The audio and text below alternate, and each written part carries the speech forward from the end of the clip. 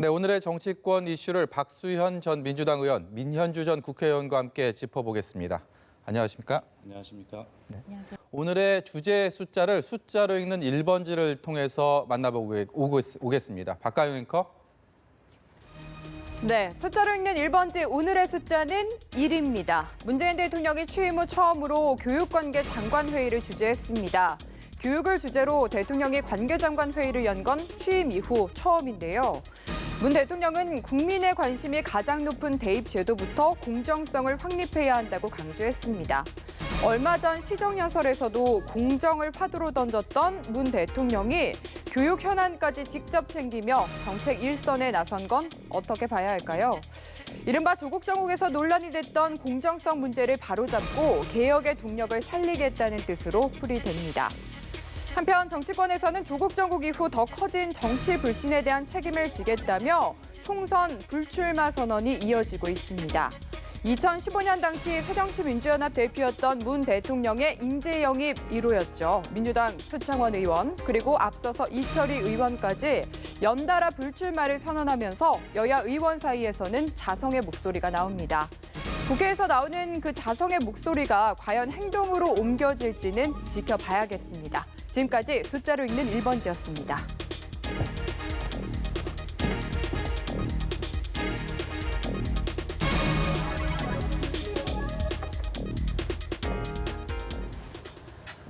이른바 조국 사태를 거치면서 문재인 대통령이 주초의 시정연설에서도 밝힌 것처럼 공정이란 말을 부쩍 많이 강조를 하고 있습니다. 이번에는 대입 제도에 있어서의 또 공정성 확립을 강조를 했는데 이 대통령의 공정에 대한 이런 행보 어떻게 봐야 되겠습니까? 예, 지금 국민의 정서 이런 것들을 생각하면 대통령으로서 당연히 하셔야 될 말씀이라고 생각이 되고요. 더구나 그 조국 전 장관의 여러 문제 의혹 중에서 지금 이 대입 문제와 관련된 것이 있지 않습니까? 네. 그렇기 때문에 특별히 전체의 공정 중에서도 대학 입시와 관련된 공정성의 문제, 이 문제를 좀 바로 대통령께서 말씀하시는 것은 당연하다 이런 말씀을 드리고 싶고요. 예. 지금 어쨌든 대통령이 오늘 말씀 중에 좀 수도권에 있는 소재하는 중요 대학 중에 예를 들어서 수시 비중이 지나치게 높은 대학을 중심으로 한번 이 비율을 조정하는 것을 방안을 마련해봐라 이런 말씀이고요. 이미 그 학생부 종합전형이라고 하는 것이 좀 여러 가지 수명을 다하지 않았는가라고 하는 그런 진단도 함께 들어있는 것이고요. 그래서 저는 이 어떤 대학 제도 그 비율이 조정이나 이런 하여튼 근시한 아주 자세한 예. 이런 어떤 하나의 사안에 몰두하는 것보다는 공정이라는 사회 화두 전체를 놓고 그중에서 대학 입시라는 것을 이야기하지만 어쨌든 이걸 넘어서서 대학 입시도 비율의 조정뿐만 아니라 전체적으로 좀 국민의 눈높이에 맞을 수 있는 제도를 이번 기회에 한번 함께 합의를 해보는 것, 그러면서 그것이 사회 전체 교육을 넘어서 모든 분야의 공정으로 좀 이어지는, 그래서 정부 정책이나 모든 분야가 국민의 신뢰를 회복하는 이런 방향으로 좀 출발하는 그런 지점이 되기를 바랍니다. 네, 불공정에 대한 국민들의 인식이 좀 확산이 됐다. 이런 필요성에 의해서 또 공정을 부쩍 강조한다. 이런 지적들도 있을 수 있을 텐데요. 사실 문재인 대통령이 지금 대통령 취임하시게 된 계기, 문재인 정부가 들어서게 된 계기가 사실 국민들의 공정에 대한 아주 높은 눈높이 때문이었다고도 해도 과언이 아닌데요. 예. 오늘 어제죠, 시정연설에서 공정이라는 화두를 던지신 건 대통령으로서 당연히 전 던져야 되는 가치라고 생각하고요. 어느 정부에서나 이뤄내야 되는 가치라고 생각을 합니다. 근데 이제 언뜻 들으면요, 제가 그 시정연설을 이제 생방송으로 봤는데 야당이 문제를 일으켜서 공정이라는 문제가 제기가 됐나라고 느낄 정도로 대통령께서 너무나 이제 차분하시고 객관적으로 말씀을 하세요. 사실은 이 다시 한번 국민들한테 공정이 중요시된 이유는 조국 전 장관과 그 가족 관련된 문제에서 비롯된 거였거든요. 네. 그렇다면 다시 한번, 물론 이제 전에 한번 말씀하셨지만 다시 한번 진솔하게 국민들께 사과하고, 그래서 내가 이러한 점들을 바로 잡겠다라는 정도까지만 하셨으면 어땠을까? 그러니까 구체적인 수치를 말씀하신다거나 아직 준비되지 않은 대입제도 관련된 개혁안, 그다음에 특목고 자서 관련된 개혁안을 던지신 거는 좀 큰 파장 내지는 국민들에게 오히려 비판을 받는 문제점이 되지 않나라는 생각도 듭니다. 네, 어쨌든 공정이라는 화두 자체는 다들 공감을 할 텐데 지금 보면은 교육부의 기존 정책과는 또 문재인 대통령의 발언에 차이가 있어서 이 부분이 좀 지적되고 있고요. 또 하나는 대통령이 너무 나서서 직접 하나하나 다 챙기다 보니까 대통령만 보인다라는 말도 있습니다. 좀 어떻게 생각하십니까? 예, 대통령 중심제 국가에서 대통령이 어떤 말씀을 하면 대통령만 보이는 건 당연하죠. 예. 그리고 지금 상처받은 그런 국민, 또 분열된 국민 여론을 생각하면 대통령께서 직접 말씀하는 것이 뭐 하등 이상할 이유가 없다 이런 생각이 들고요. 지금 오늘 말씀하신 것은 어떤 방향성을 제시한 것이지 구체적인 안을 내신 것이 아닙니다. 그리고 그 방향성 역시도 우리가 그 국가교육회의라는 기구가 출범했지 않습니까? 예. 거기에서 공론화위원회를 만들어서 2018년에 계속 국민들이 여론을 다 수렴했고요. 거기에서 지금 말씀하신 수시와 정시의 비율 조정마저도 다 공론화위원회에서 전부 다 의견을 수렴한 것입니다. 심지어 공론화위원회에서는 대개 45% 이상으로 정시 비율을 늘려라라고 네. 하는 것이 가장 많은 국민의 여론이고요. 정시 비중을 늘려야 한다는 국민 여론을 지금 여론조사를 해보면 63% 이상이 그렇게 요구를 하고 있어요. 예. 그래서 세상의 모든 정책이 뭐 그래야 된다고 저는 생각을 하지만 교육 정책 역시도 공급자 중심이 아니라 수요자 중심으로 되어야 한다고 생각합니다. 지금 학생, 학부모, 국민이 정시 비율을 좀 높여야 한다라고 그래서 거꾸로 이야기하면 수시 제도에 대한 어떤 신뢰가 좀 많이 부족한 상황이거든요. 예. 왜냐하면 학생부 종합 전형이라고 하는 것이 교과와 비교과 분야로 나눈다면 비교과 분야에서는 사실 부모의 경제사회적 지위 능력이나 뭐 그다음 외부의 영향 이런 것들에 의해서 어떤 여러 가지가 좀 개입될 수 있는 부분들이 많이 있는 것이 드러났지 않습니까? 네. 그렇기 때문에 이미 많은 부분들을 논의를 해왔고요. 오늘 대통령께서 교육관계장관 회의에서 말씀하시는 것은 거기에서 이미 논의되고 합의됐던 그런 방향성을 언급하신 것이지 네. 구체적으로 콕 집어서 어떤 정책을 이렇게 하라 저렇게 지시하신 것이 아니다라고 네. 하는 말씀을 드립니다. 네, 알겠습니다.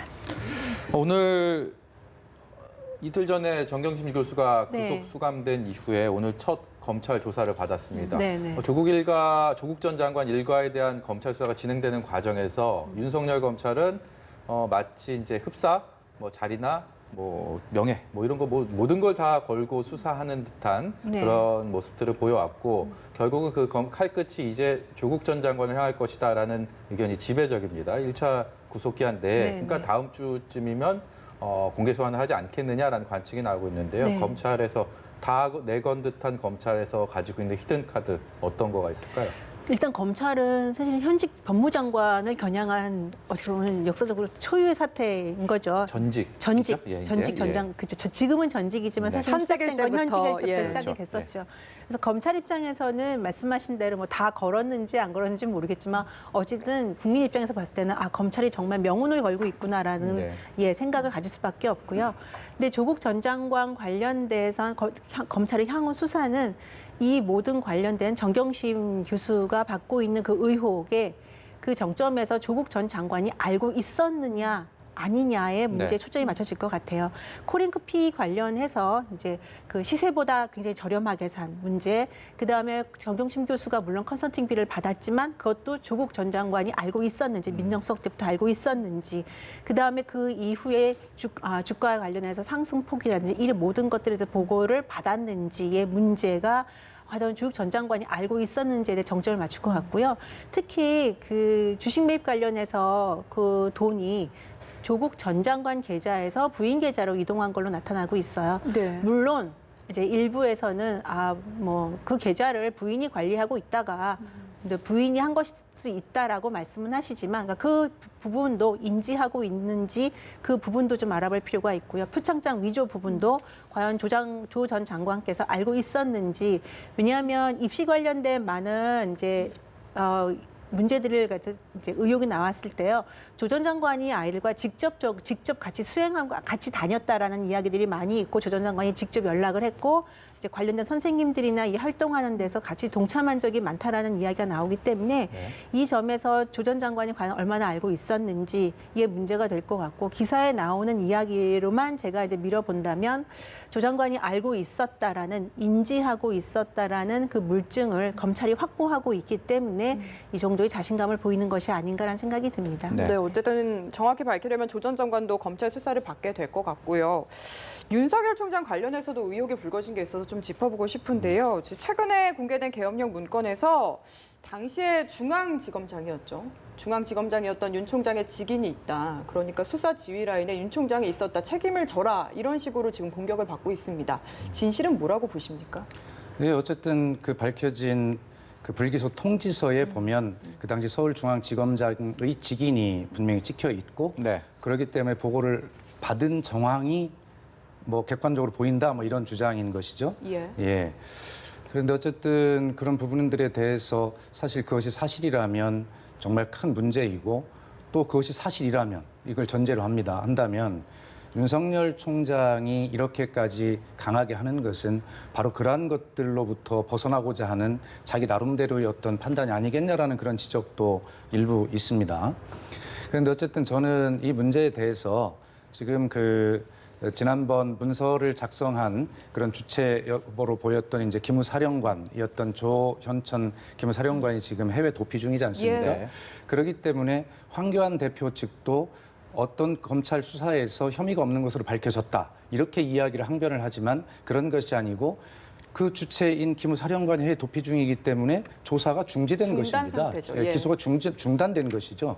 그렇기 때문에 기왕에 이런 어떤 문건이 새로 나오고 윤석열 중앙지검장이 불기소 통지서에서 윤석열 그 당시 중앙지검장도 알았을 정황이라는 것이 밝혀진다면 자, 이것은 굉장한 문제이고 수사를 제대로 해야 될 문제인데 어쨌든 모든 것은 그 전 기무사령관이 반드시 국내로 체포돼 송환이 돼 와봐야 이것이 될 문제지 지금은 서로 의혹, 부인 뭐 이렇게 가지 않겠습니까? 예. 그러나 제가 이 부분에서 좀 한 가지 말씀을 드리고 싶은 것은 뭐 조국 전 장관 이야기를 조금 전에 했습니다만 자, 윤석열 총장이 임은정 검사, 부장검사가 오늘 페이스북에 또 올렸잖아요. 와서 그 어떤 그 검찰 내부의 문제, 그 문제를 가서 임은정 검사가 고발을 경찰에 했는데 그에 대해서 압수수색 영장을 검찰이 좀 2번이나 지금 기각하고 있지 않습니까? 자, 검사의 잘못, 범죄에 대해서는 누가 통제할 것입니까? 그렇기 때문에 공수처의 설치가 필요하다는 주장을 하고 있는 것이고 또 윤석열 총장도 본인에 대한 의혹을 제기한 한겨레 신문 기자를 바로 고소했고요. 예, 그런 것에서 바로 수사에 착수했고 유시민 작가 알릴레오 방송에서 어떤 조금 약간 잘못된 사실을 이야기한 것에 대해서 바로 수사를 착수하고 있단 말입니다. 어떻게 이렇게 잣대가 다릅니까? 자, 어쨌든 얘기가 좀 빗나가는 것 같습니다만 예, 윤석열 총장이 지금 나온 그 계엄 문건의 라인에 있었다라고 하는 그 밝힐 수 없는 문서는 있는 것이거든요. 다만 그것이 사실인지 아닌지 여부는 아까 말씀드린 대로 조현천 기무사령관이 체포돼서 들어와 봐야 수사가 재개될 수 있고 그래야 밝혀질 수 있는 문제입니다. 보수 야권에서는 네. 좀 이 문제에 대해서 너무 좀 뭐 그 팩트에 있어서 조금 빗나가지 않았느냐라는 네. 또 그냥 의혹 제기를 위한 의혹 제기다라고 이렇게 보는 시선들도 많거든요. 어떻게 그러니까 이제 보십니까? 조 전 장관 관련된 수사가 지금 이제 속도를 내고 있고 특히 정경심 교수가 이제 구속이 되면서 윤석열 총장에 대한 힘빼기 아니냐 아니면 다리 걸기 아니냐라는 예. 이제 비판이 있는 것은 맞는데요. 관련된 이제 명령 체계를 보면 이제 아무래도 그 조직이기 때문에 그 명령 체계를 어길 수는 없거든요. 예. 그 관련돼서 워낙 민감한 사안이었기 때문에 과연 그 당시 서울중앙지검장이었던 윤석열 총장이 몰랐을까? 정말 그게 기계적으로 찍은 직인일까라는 부분에 대해서는 좀 논란의 여지가 있습니다. 그러니까 물론 핵심은 이제 그 계엄 관련된 문건이 무엇이냐, 어떤 목적으로 되어 있느냐, 네. 이제 작성됐느냐의 문제지만 이제 과연 윤석열 총장이 알고 있었는지 모르고 있었는지 알고 그 수사할 필요가 없다라고 하는지 부분에 대해서는 사실 국민적인 의구심이 있을 수 있을 것 같아요. 네. 그렇다면 관련해서도 윤 총장이 물론 자기 아니다 몰랐다라고 얘기를 하고 있지만 관행이었다고 합니다. 관행이었다고 하고 직인을 있죠. 찍은 게. 그렇죠. 예. 그리고 나는 알지 못했다라 내용을 자세한 내용은 알지 못했다라고 하지만 국민적 의구심에 대해서는 솔직하게 말을 하는 게 좀 필요하다고 생각합니다. 네. 네, 화제를 이제 바꿔보겠습니다. 정치권 이제 21대 총선이 그야말로 네. 5달 앞으로 다가왔는데 이제 각 당의 움직임도 굉장히 분주해지는 것 같습니다. 앞으로 더 그럴 거고요. 근데 그런 와중에 민주당에서 표창원 의원 사실 문재인 대통령 영입 1호이지 않았습니까? 그리고 이전에 또 이철희 의원 둘 다 그 초선 의원으로서 상당한 뭐 목소리를 내고 네. 또 많은 또 부각을 받았던 두 의원이기 때문에 이 불출마 선언이 사실상 좀 여러 가지 의미로 받아들여지는 것 같아요. 어떻게 보셨습니까? 방금 이 자리에 들어오기 전에 우리 민현주 의원님하고 그런 이야기를 나누고 왔습니다만 네. 19대 같이 의정활동을 네. 했지 않습니까? 저도 사실은 4년을 의정활동을 해본 결과 남는 것이 이게 정치인가? 나는 국회의원으로서 어떤 국가에 기여를 했는가라고 하는 자괴감이 상당히 많이 들었던 기억이 납니다. 이철희 의원이나 표창원 의원은 저와 또 절친한 사이여서 통화도 자주 하고 만나기도 하는데 예. 평소에 그런 고민들을 많이 함께 토로하기도 하고요. 그랬기 때문에 지금 이 불출마 선언을 한 저 두 의원의 마음은 진심이다라고 제가 그 이야기할 수 있고요. 예. 그다음에 아마 저런 정치권에서 저러한 불출마를 선언할 정도의 진정한 고민들이 좀 있어야 국회가 변하지 않겠냐라고 하는 것도 또 사실 드는 마음입니다. 지금 이제 자유한국당에서는 일부 또 대비되는 것이 불출마를 선언했던 분들이 또 출마를 선언하고 그래서 아까 앵커께서 말씀하셨지만 이것이 지켜질 것인가 한번 봐야 되겠다.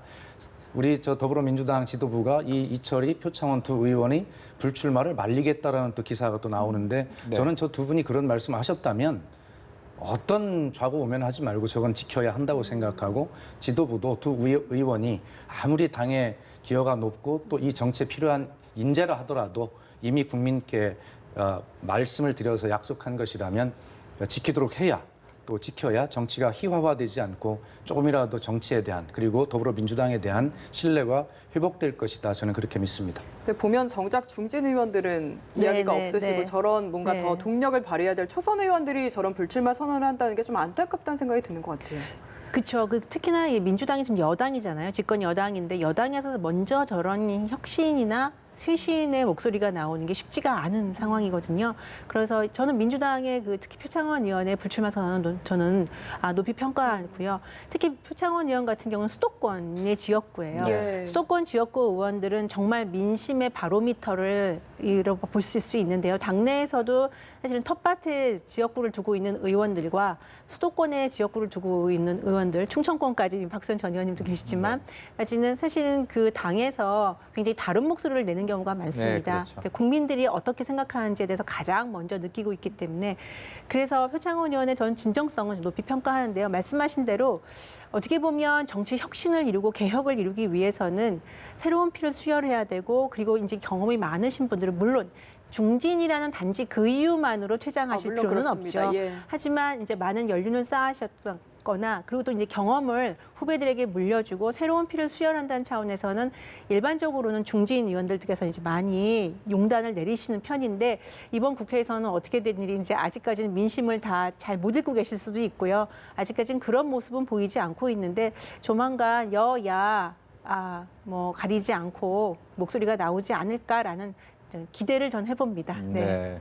두 분께서는 19대 의정활동 마치실 때 네. 저런 그 당시에는 저런 또 항상 불출마 선언이 또 많이 이루어지지 않습니까? 본인들께서는 그런 생각들을 혹시 그 당시에 해보셨는지 아니면 주변에서 또 어떤 좀 저도 에피소드나 이제 그런 있으면. 생각을 네. 안 해본 것은 아닌데 네. 그러나 이제 지역의 사정이 또 예를 들어서 당원으로서의 의무를 또 다해야 될 그런 또 책임감도 있어요. 네. 그냥 무책임하게 불출마를 선언하고 정치를 그만두는 것이 맞는가? 어차피 국회를 저는 그런 생각이 들어요. 국회를 통해서 어떤 우리나라의 법과 제도가 바뀌고 정치 문화가 바뀌고 그런 것은 좀 아닌 것 같아요. 아직까지는. 그럼 무엇을 통해 바꾸냐? 결과적으로는 어떤 정당의 의석수를 얼만큼 늘림으로써 네. 그 정당을 통해서 어떤 문제들을 해결해 나가는 이런 아주 일차원적인 구조에 지금 처해 있단 말이에요. 그런 측면에서 보면 저는 충청권인데 정말 한석이 아쉬운 또 당원으로서의 의무가 굉장히 막중한 그런 곳에서 그냥 제가 자괴감이 든다고 해서 그렇게 막 불출마를 선언하고 할 수 없는 그런 입장도 있거든요. 네. 우문현답에 감사드립니다. 한국당은 지금 때 아닌 가산점 논란의 내용을 겪는 것 같습니다.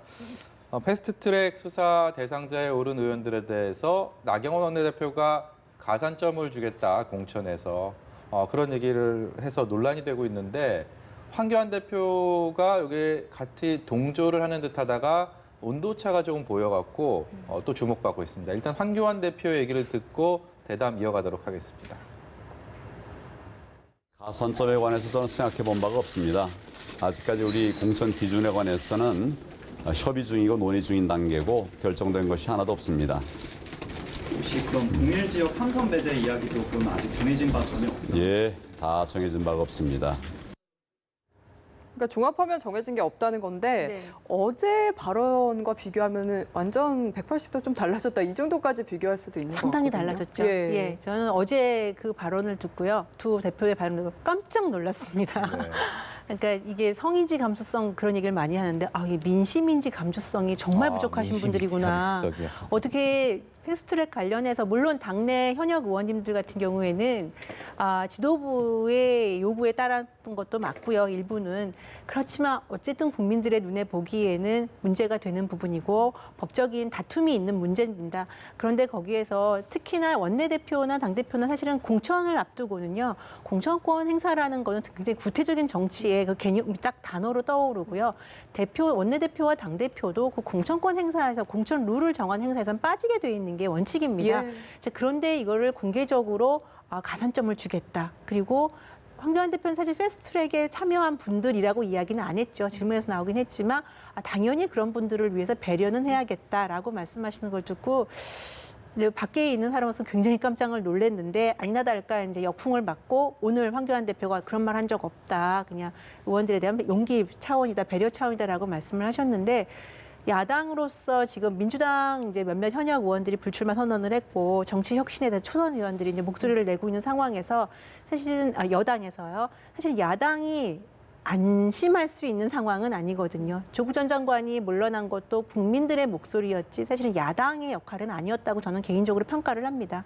그렇다면 민심이 어떤지를 정확히 파악하고 그거에 대해서 대안을 마련하고 선거가 6개월 앞뒀다고 말만 할 것이 아니라 거기에 어떻게 민심을 담아내는지에 대한 노력을 당 지도부가 해야 되는데 이거는 글쎄요. 이제 나경원 원내대표가 임기가 12월 중순으로 알고 있는데 예. 그 이후에 이제 어떤 행보 때문에 이렇게 말씀하시는 건지는 모르겠는데 굉장히 민심과 동떨어진 지도부의 발언이었다라고 생각합니다. 네, 나경원 대표님이 어느 때 보면 가끔 저렇게 굉장히 창의적이고 독특하시다 하는 생각을 하게 됩니다. 예. 이렇게 창의적인 공천이 어디 있습니까? 이건 역대급 코미디 공천이 될 것이다. 이런 생각을 하게 되고 민현주 의원님 말씀대로 민심과 떨어진 것은 말할 것도 없고요. 이런 생각이고 아마 저는 이렇게 봅니다.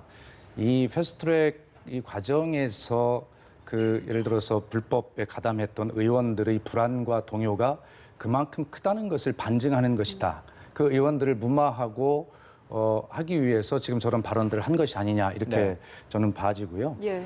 예, 어쨌든 이 불법을 기여라고 표현하는 우리 나경원 대표의 시각에 정말 뭐라고 할 말씀을 잃어버릴 정도고요. 국민들도 아마 그런 생각으로 지금 듣고 계실 것이다 이런 말씀을 드리고 싶습니다. 어쨌든 민현주 의원님 말씀대로 지금 국민은 정치에 너무나 실망하고 있고 최악의 20대 국회라고 이야기를 하고 계시고요. 법안 처리율도 역대급으로 낮은 20대 국회입니다.